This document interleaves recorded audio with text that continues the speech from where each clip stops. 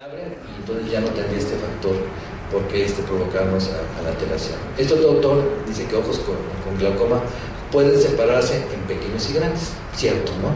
Independiente que si son ojos axialmente más grandes o algo, pues es un ojo chico, un ojo grande, clásicamente. Y la persona obviamente la constituye por marca, ¿no? Que eso yo creo que no tenemos ninguna cuestión en cuanto a lo clásico.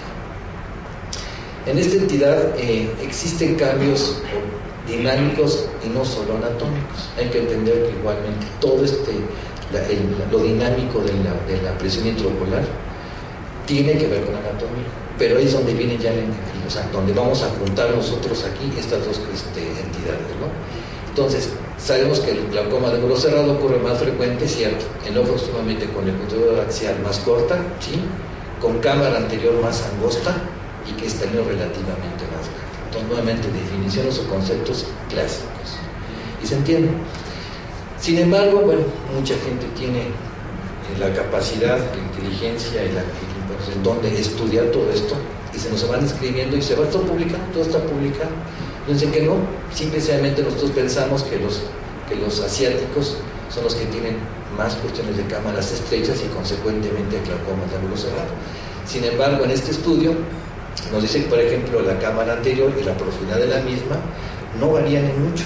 Podría ser que los africanos, por ejemplo, puedan tener, pero sin embargo las variantes no son muy significativas.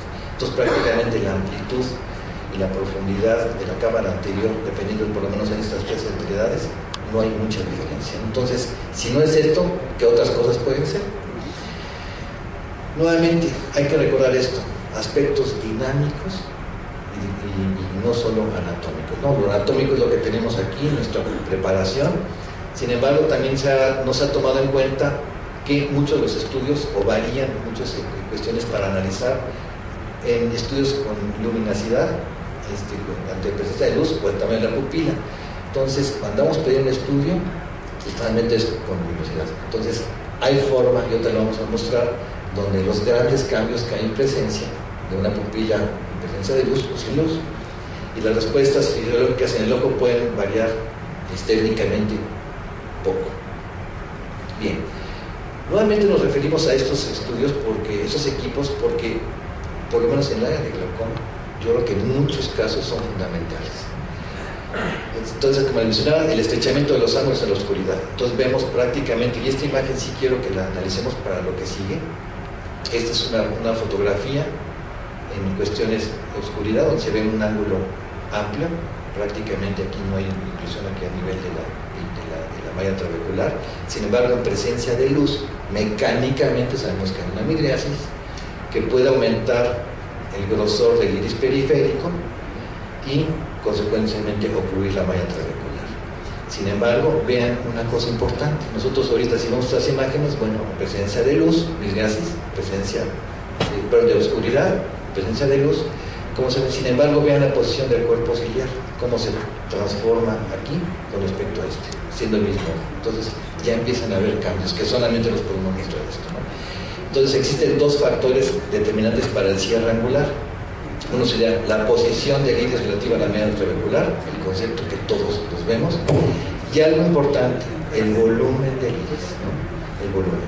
No tanto nos enfocamos a volumen, a grosor, sino el volumen. Y ahorita vamos a especificar específicamente, o sea, esta imagen que quiero que la recuerden. Se habla que todos los ojos, inclusive con ángulos abiertos, pueden tener un bloqueo pupilar. De la posición del iris depende la resistencia al flujo del acuoso a través de los canales iliocristalinos. Hay que ver toda la dinámica, todos los flujos, nuevamente el paso del humor acuoso, desde donde se puso el epitelio del cuerpo ciliar hasta la media trabecular, en fin, es un camino tortuoso, ¿no? Que en fin, un ojo sano, anatómicamente bien diseñado, que no tenga ninguna alteración, no va a pasar, entonces va a mantenerse toda esta dinámica sin problema.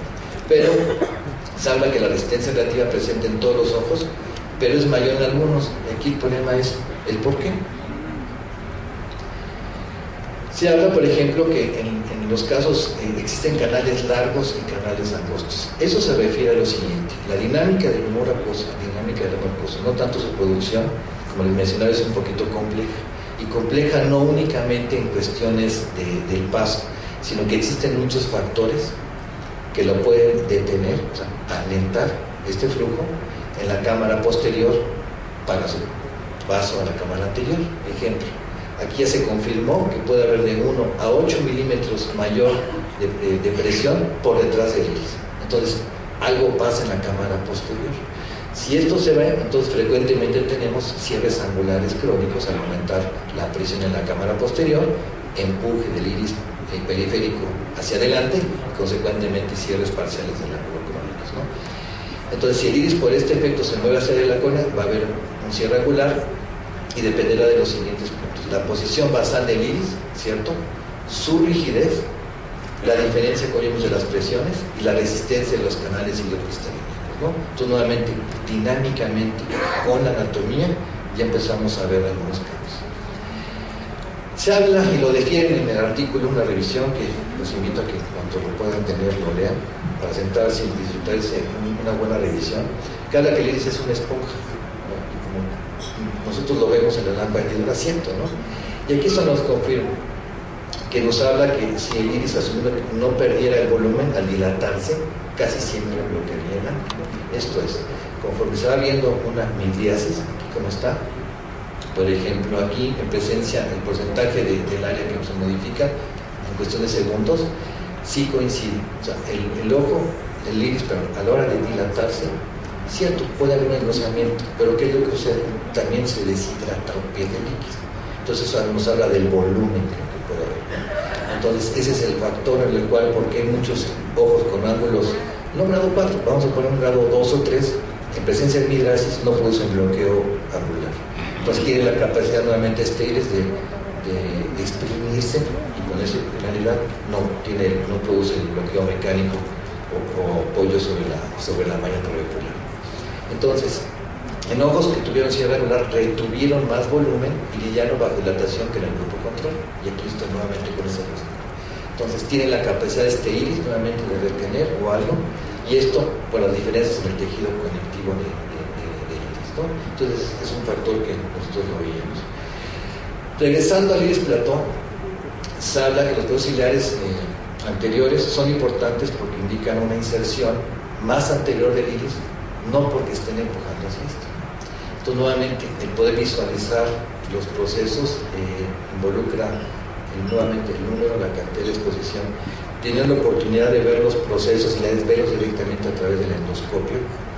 Es impresionante anatómicamente en un libro cómo nos los describen, pero ya visualizándolos es totalmente diferente a la anatomía de un proceso ciliar, por ejemplo, en un niño, que en una persona ya mayor edad, en un ojo sano con un ojo glaucomatoso, en un ojo que no ha tenido cirugía con una prueba de cirugía, en una vascular cambia la disposición y la forma y el tamaño, ¿no?